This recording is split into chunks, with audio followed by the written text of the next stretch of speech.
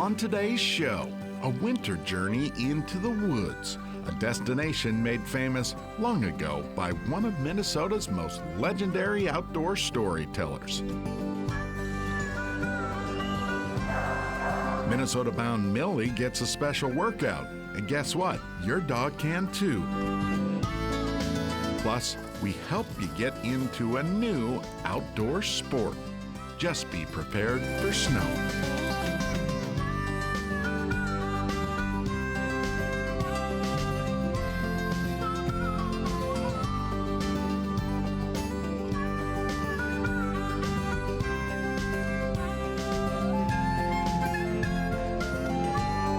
Minnesota Bound, presented by Connecticut Water Treatment Systems.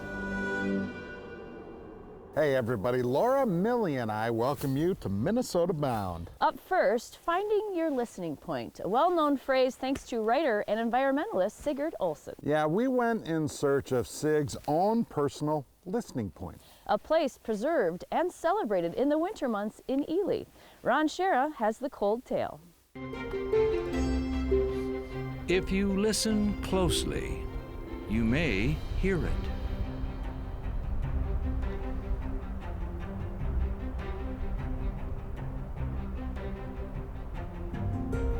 The sound of a wilderness philosophy by one of Minnesota's most famous icons. And he found this place, and he named it Listening Point because he knew that's what he would come here to do, was to listen.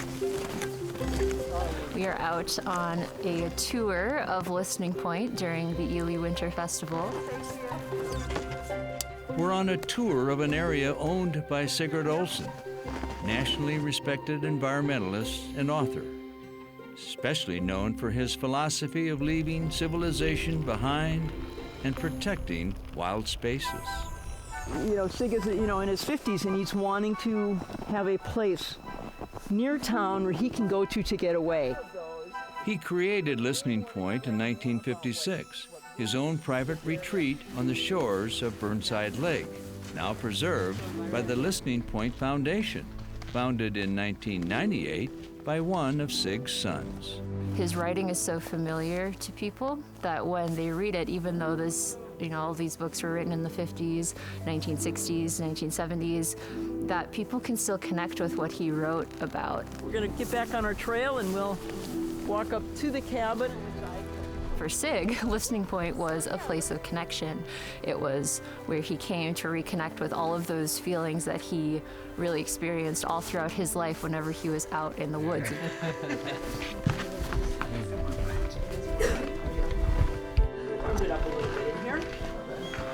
The cookies are in honor of Sig's wife, Elizabeth. She always had coffee and tea available for people that stopped by. When I said earlier, he had this amazing sense that we as people, it's a core need for nature, and that was part of his life the whole time.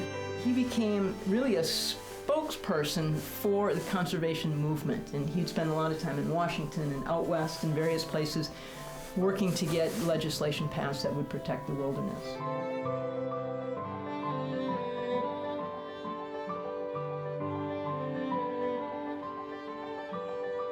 Sig was no stranger to the controversy of conservation, even in his own backyard of Ely, Minnesota. So he's living in Ely in the 1920s. It's like, let's build roads everywhere. And Sig worked to get some of those roads stopped. One of the things that we find so important about his whole philosophy is that it's pretty timeless. Oh, I think this is fabulous. Sigurd Olson was a real inspiration to me. And you read his books, but then you come out and actually see where he lived and feel the inspiration. So if we use it all up, it's gone. Sig did his part, more than his part. And now it's up to the rest of us to carry that on. In 2007, the property was added to the National Register of Historic Places. In 2014, the foundation actually had the opportunity to buy Sig Olson and Elizabeth Olson's home in Ely, which actually has the writing shack where Sig wrote all of his books. And in some cases, it's even as much as a park in your neighborhood, a place to come out and find a piece of nature and find your listening point. As Sig himself wrote, only when one comes to listen, only when one is aware and still, can things be seen and heard.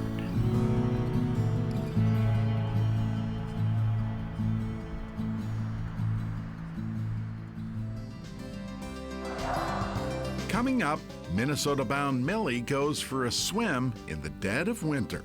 Find out where next. Minnesota Bound is brought to you by Connecticut Water Treatment Systems, Strike Master, Midwest Exteriors MN, and by Ice Castle Fish House and RV. Up next, it's time to find out how Minnesota-bound Millie stays in shape during the winter months. On a quiet winter day in Minnesota. Or maybe not. Let the dogs jump. The dog tank, located in Mendota Heights, is an oasis for canines during the snow and icy winter months. So we're about 11,000 square feet. The pool is 45 foot by 21 foot wide. We have a 40-foot dock. It's 8.5 feet wide. Wintertime, nobody wants to go walking their dog out. It's 20 below. Their dog loves water and they just need some exercise. They come running here.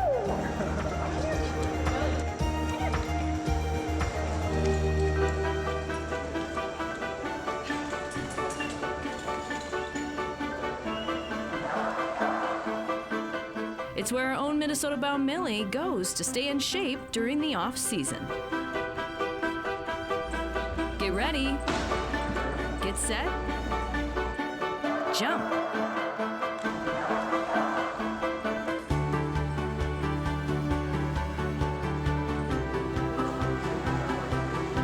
The business idea was born from a dock jumping experience that didn't go as planned. Went and took my big bad Malinois who thought I'd have no problem with it. Went in front of a bunch of people and my dog didn't jump.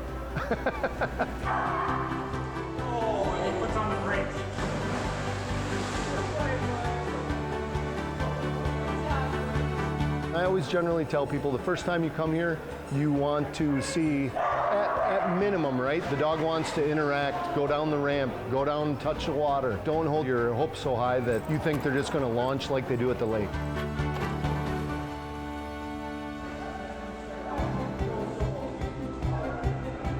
Steve and his crew train dogs for the sport of dock diving and are associated with the North American Diving Dogs Organization, but welcome dogs simply to take a lap in the pool during any season. Big, little, small. I've basically seen everything from a Great Dane to a Chihuahua.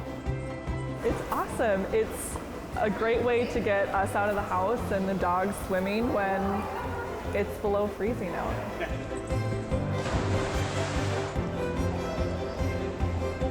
I just love how excited the dogs get and how exhausted they are when we get home.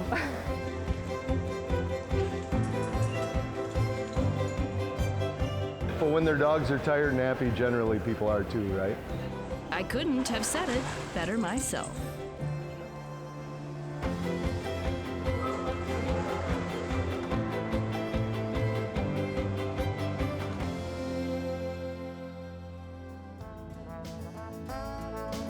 Still ahead, the story of chilly rear ends as these people hang out on cold winter nights.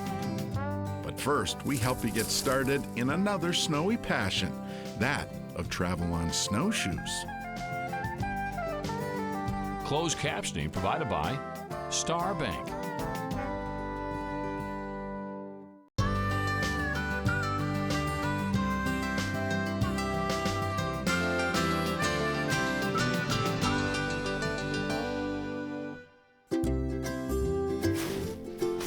Snowshoeing.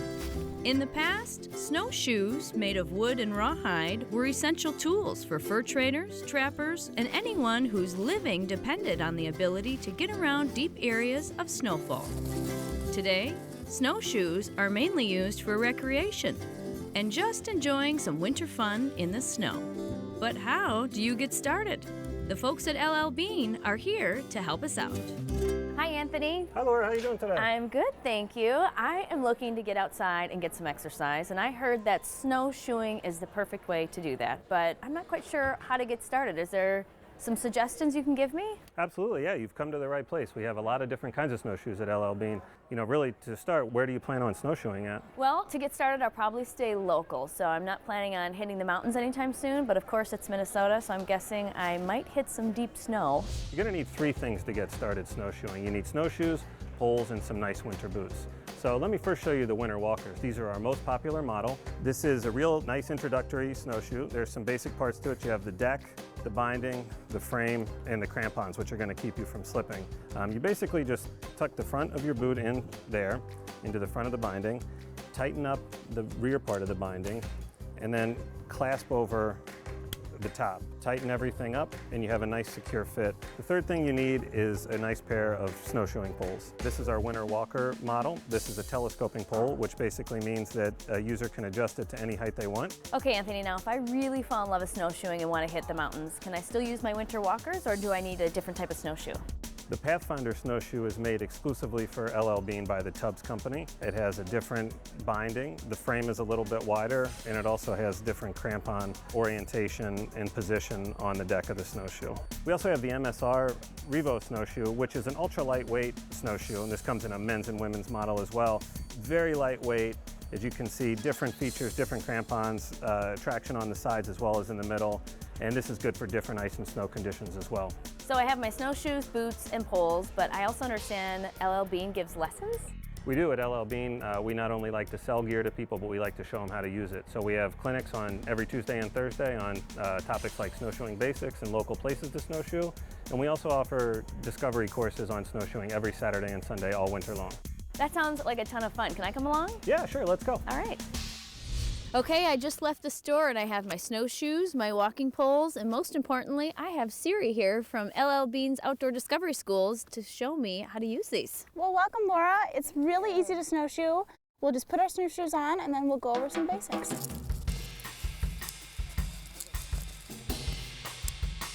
Ready. All right, Siri, am I all good here? Now your feet are twice the size that they normally would be. So make sure when you're walking that your feet are nice and far apart. And we've added these poles so we can test out the snow and see how it is. So just make sure, like you're walking, you're just swinging opposite foot with your opposite arm. Pretty much just go ahead and walk. Go ahead and walk. All right, here we go. This is such great exercise, too. It really is, actually. You'll find that as you do it more and more.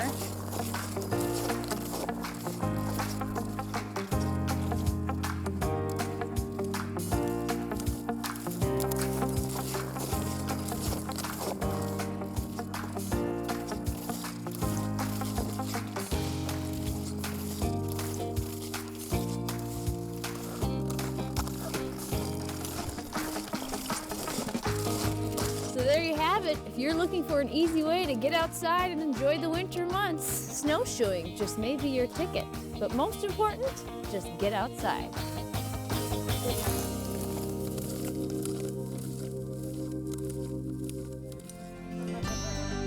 Straight ahead, prepare to freeze your tush. Going to the frozen butt hang. Winter campers hang out in the winter woods, and they do it on purpose. Minnesota Bound is brought to you by Hewitt Docks, Lifts, and Pontoon Lakes, Leech Lake Area Tourism, and by Totem Resorts, the premier destination for world-class fishing.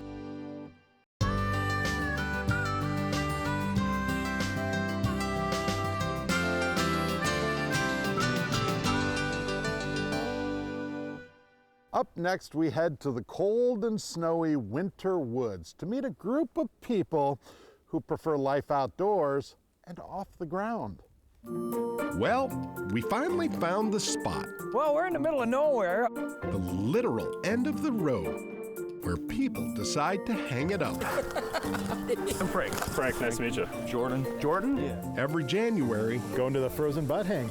People pack into Sawbill Lake's remote campground. You might have to be a little half-cocked to begin with. You gotta be a little crazy. I might have to use a stick or something to push that up higher. We started out as hammockers, people that like to go out in the woods in the wintertime and get their coldest, hang in a hammock. Hang, that's tech talk for camping in a hammock. Oh God, it's the best night's sleep you'll ever get. I feel like we have the weakest beards here, and that's really kind of depressing. Do you guys have some beard tips? Campers come from every nook and cranny. Left about 4:30 from Racine. Down by Saginaw, Michigan. From northeast Kansas? New Orleans, Louisiana. Yep, Barry Garibaldi drove 22 hours straight north. Here's why. Dude, this snow is just awesome. I don't know what to do with this stuff, but I feel like a 12-year-old. Some people just sit in their hammock and read the whole time. They go out ice fish, snowshoe, cross-country, ski. We set up usually a fire or two, and people just a lot of sitting around and eating. A lot of eating going on. Hammocks have really caught on. Campers say they can actually be quite warm. Some designed with cushy down insulation on top and on bottom. I've been out as cold as -50, and that's cold. Tonight's temp won't drop quite that low. Still, Thomas Ward hammers out a plan. She's brand new. This is really brand new. His homemade tent covers his hammock.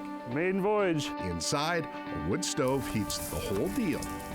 We all have kind of the same enjoyment of just hammock camping and being in the woods.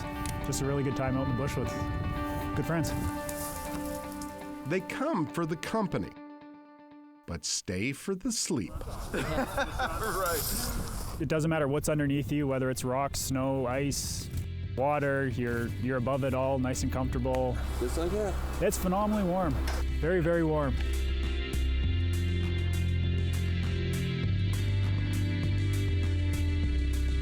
Ten hours later, Josh Paquette finds himself first one up and all alone. People in hammocks like to stay in it as long as possible, which is pretty true because it's very warm, very cozy.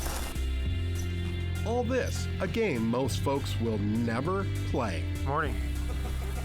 Coffee. Woo!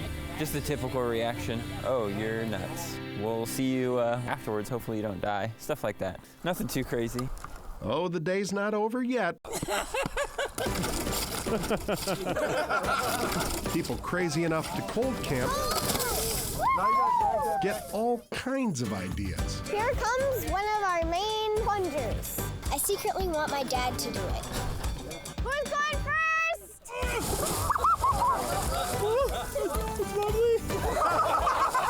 If their butts weren't frozen before, Yay, good job. they act like their brains just might be.